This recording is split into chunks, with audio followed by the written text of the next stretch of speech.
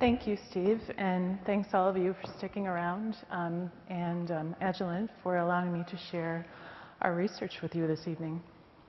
So, if you take anything away from my talk tonight, let it be that you can use metabolomics to discover meaningful changes that you can then take forward to develop assays that answer your relevant questions.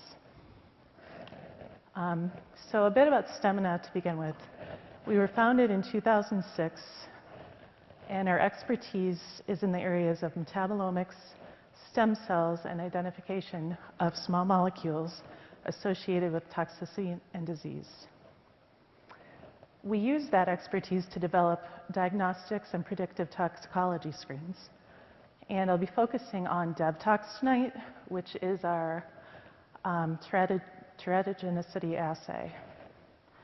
Also, currently in development, we have a diagnostic blood test for autism, as well as a cardiotoxicity screen that we're working on. Of note, the predictive toxicology screens are for compound prioritization, so basically for decision making.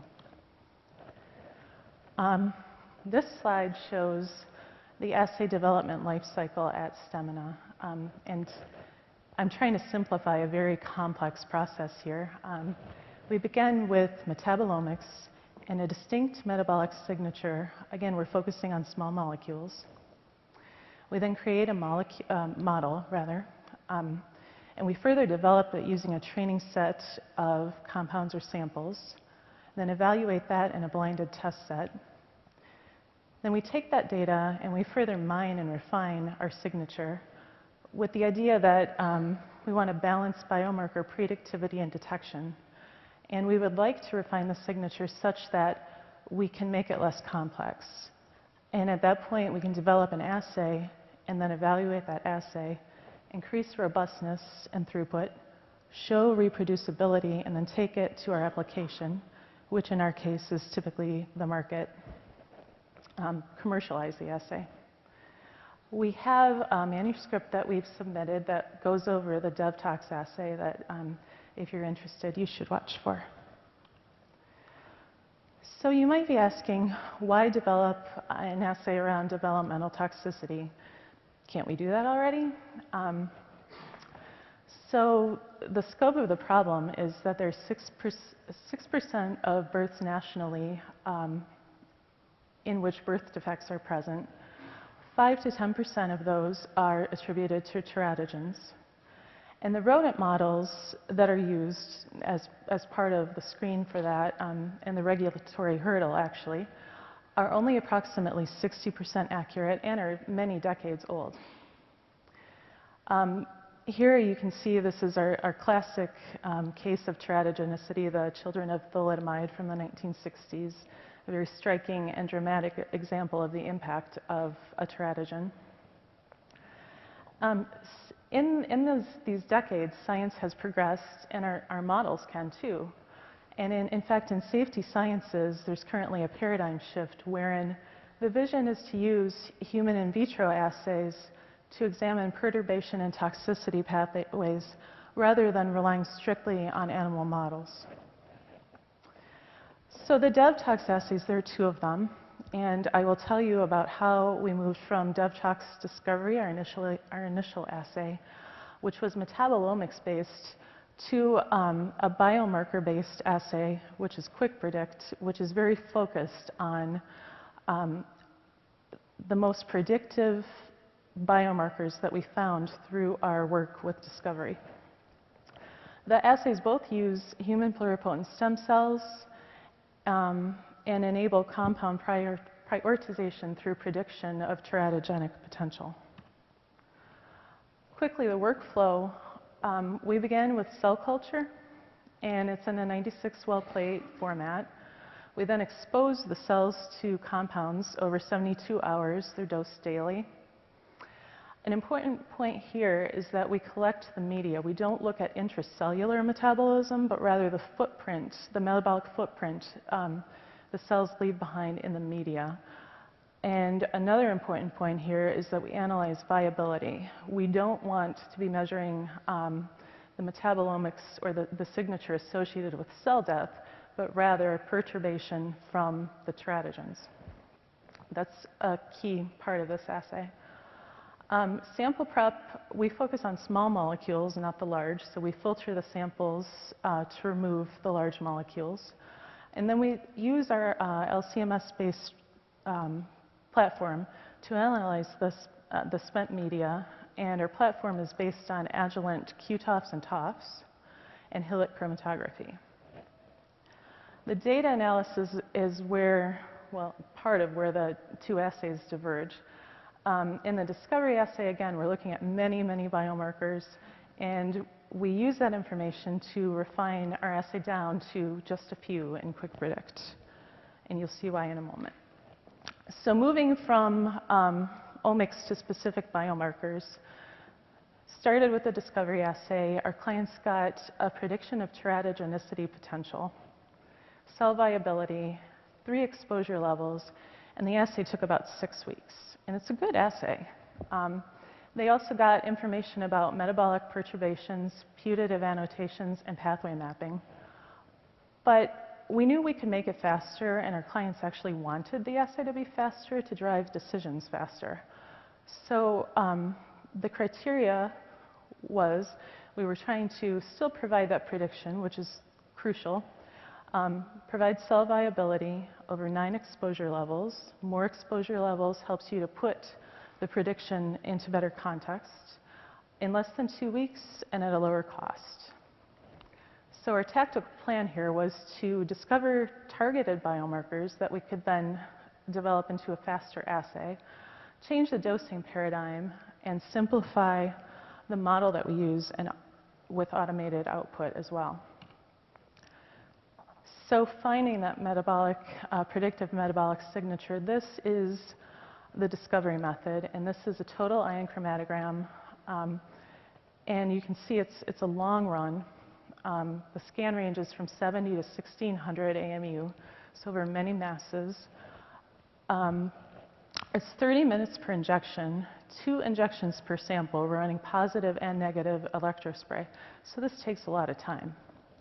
The first thing we have to do is determine what in that mess is most important. And to do that, we used our compound training set, so our devTOX training set, which consists of 23 well-characterized compounds balanced between teratogens and non-teratogens. And we did 9 independent replications of that training set, and that's a lot of data. So to give you some perspective, it's almost 2,000 samples, almost 4,000 injections. So we started, again, with our computation-based model, which looks at those many features of metabolites. We needed to determine what's most reproducible, and to do that, we developed an algorithm to evaluate the predictivity of all those individual features, and then looked at how predictive those features were in combinations. And at the end, we identified the most easy to measure and highly predictive combinations.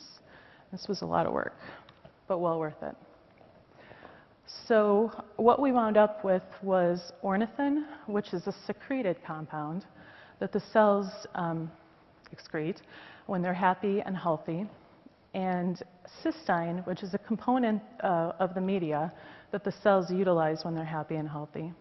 And together, these 2 components were able to represent the signature while retaining the predictivity of the more complex computational model.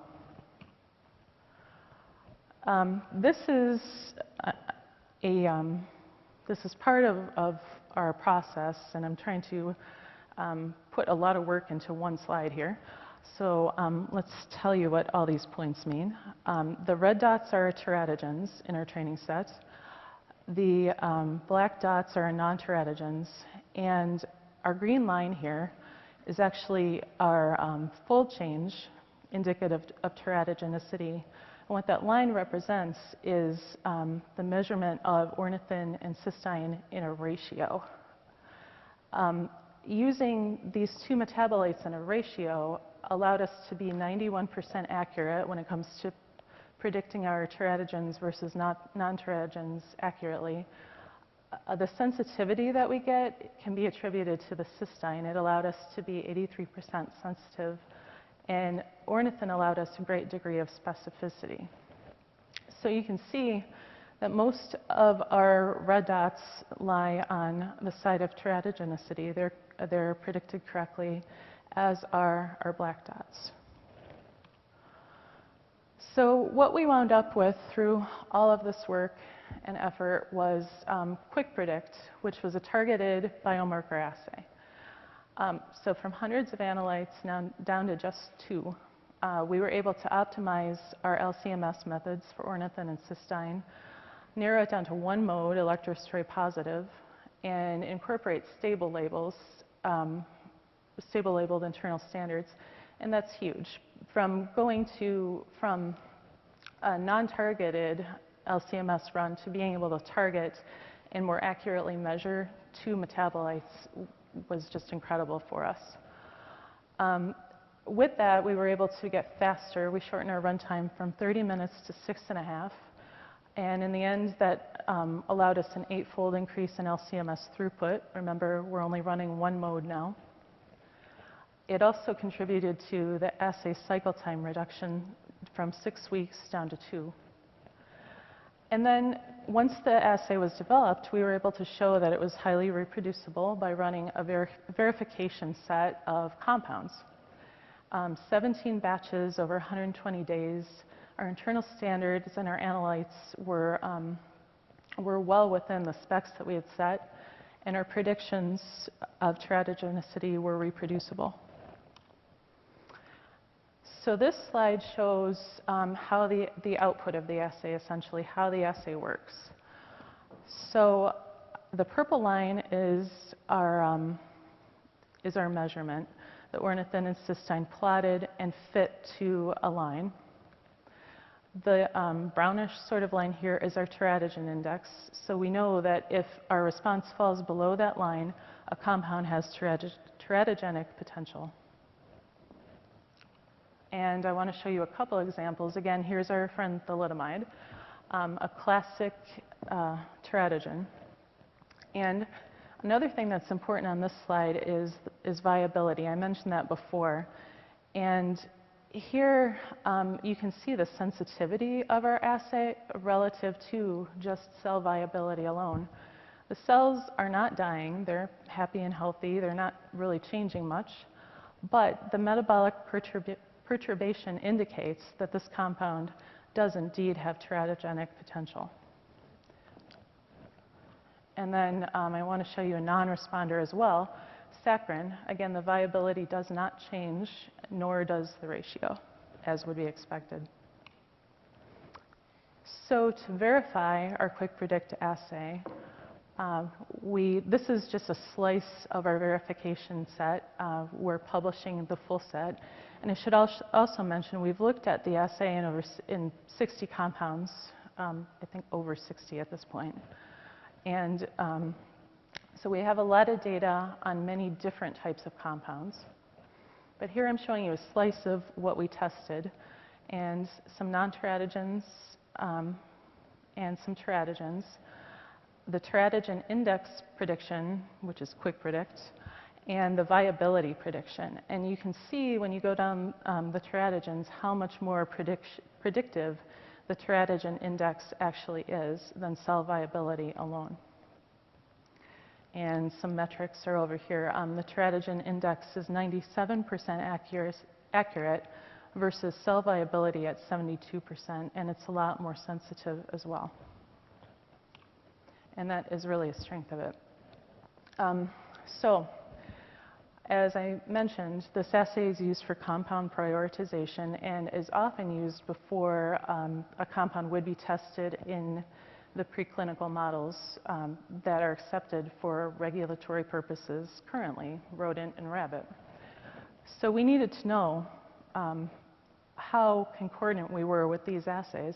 If you get a hit in our assay, what does it mean in terms of whether you're going to get a rodent hit or rabbit hit? And so this second column is the number of compounds we were able to compare based on literature values. The third column is devTOX concordance, and you can see we're highly concordant with the animal models. This is, fourth column is the accuracy of the models as compared to devTOX at the end here. So we're more accurate, which would be expected. We're human cells versus an animal for this slice of compounds. And so this helps people to understand how predictive we are of the current regulatory hurdle. Also, we have on the slide the other in vitro assays and how we stack up there. So in summary, in our devTOX portfolio, we were able to go from a metabolomics-based assay to a targeted biomarker assay.